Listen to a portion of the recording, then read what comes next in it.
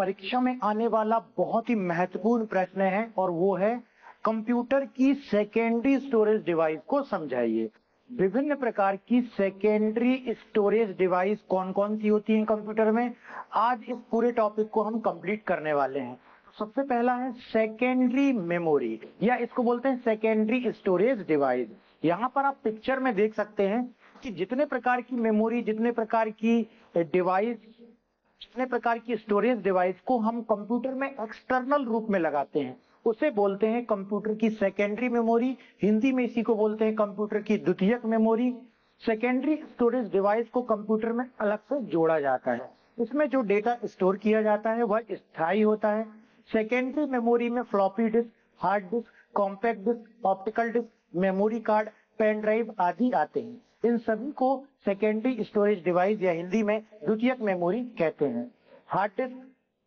Hard disk एक physical disc होती है। जब भी हम कंप्यूटर लेते हैं तो कंप्यूटर में हार्ड पूछी जाती है कि आपको हार्ड डिस्क कितनी लगवाना है। हार्ड डिस्क आजकल 1 टीबी 500 जीबी तक की लोग लेते हैं। हार्ड डिस्क हमारी सेकेंडरी स्टोरेज डिवाइस कहलाती है। जो भी गाने हैं, ऑडियो हैं, वीडियो हैं, पिक्चर हैं, जो भी हम अपने कंप्यूटर में फाइल्स बनाते हैं वो सेकेंडरी स्टोरेज डिवाइस में ही स्टोर होती है। हार्ड डिस्क एक फिजिकल डिस्क होती है जिसको हम अपने कंप्यूटर की सभी छोटी बड़ी फाइल्स को स्टोर करने के लिए प्रयोग करते हैं। हार्ड डिस्क और रैम में ये फर्क होता है। रैम के बारे में हमने पढ़ा हुआ है, प्राइमरी मेमोरी में रैंडम एक्सेस मेमोरी बोलते हैं। ये फर्क होता है कि हार्ड डिस्क वो चीज है जो स्टोर करने के काम में आती है, लेकिन रैम उस स्टोरेज में रखी चीजों को चलाने के काम में आती है।